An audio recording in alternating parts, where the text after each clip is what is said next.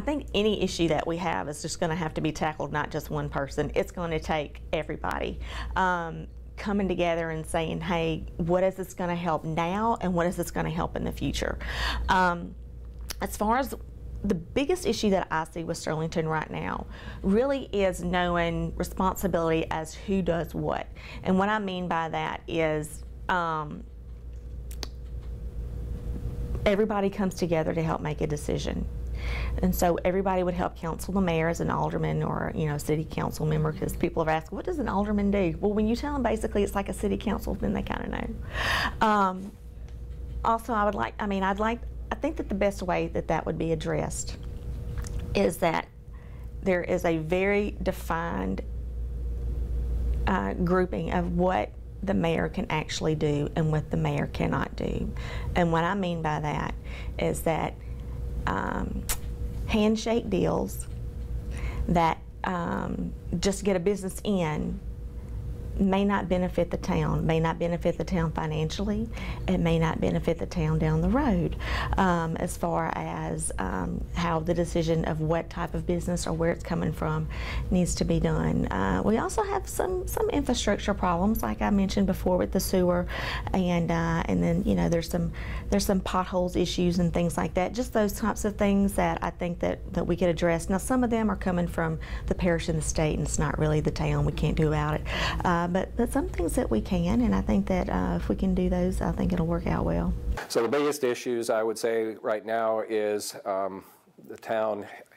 I'd mentioned the other evening at the Chamber of Commerce event that a lot had happened in the 2.5 years that I was on the council. So the ballpark was just a vague discussion when I went off the council. So I wasn't involved in getting that put in motion, and I think because it was built, it's a great opportunity. But there are a lot of bonds that are out there on that, and so we need to make it succeed. Similarly, we had done very little about moving forward the water system when I was off the council at the end of 2014. And we had some discussions and some plans, but that's all. So right now, compared to the $150,000 or so total budget that we had when I came on the first time, we have a lot shaking. And so I think, and I'm heartened that several of the people that are also running for alderman have good finance backgrounds, because a couple that we have that are on there now are going off that have been a part of that. But we need to make sure that we're smart moving forward so that we can not only keep paying the bills, but also keep making progress. And we need to keep good people working for the town. That's crucially important. And we need to work where we have infrastructure needs with the police jury, because we'd had a cooperative endeavor agreement that they were giving us back our 2-cent sales tax generated in the town. Basically, they took back one of those pennies.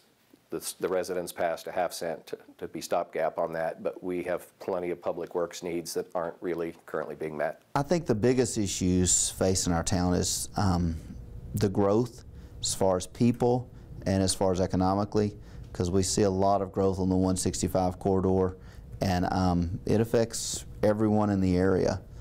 Brings in more tax dollars, which increases the town spending, but then we got to know what to spend it on that's needed the most. Budget, finances, number one. That's probably the biggest issue. You know, trying to clean the budget up to where it's a little more, I guess, easier to manage. Going through it over the last couple months has been tough. Just figuring out where money's coming from, where it's going, what it's used for, making sure that we're being accountable for the people's money we're spending. It's not my money. It's not just, you know, your money or one person's money. It's the whole town. We have to make sure that every dime we spend is done responsibly. One of them is growing pains, right? The city is the fastest growing city in Louisiana. I think I've heard the 10th fastest growing area in the U.S.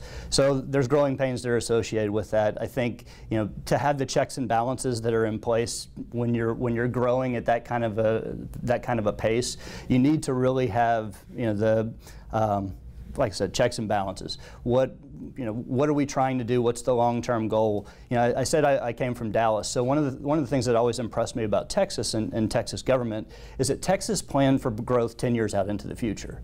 So when you look at the highway system in Texas, when you look at the infrastructure in Texas, it's always 10 years out ahead of the assumed demand that's going to be there. So I think that's one of the things, obviously Sterlington is not a Dallas, Texas, but those kinds of principles are principles that can be applied. The water is one of the main issue the town's facing. Probably work it out, maybe, because I don't know if necessarily putting all the money in to a new water system would be feasible, and whether it would generate enough revenue to sustain it with the employees, the chemicals we would have to provide, and stuff like that. I think the biggest issue that we're facing right now is the budget.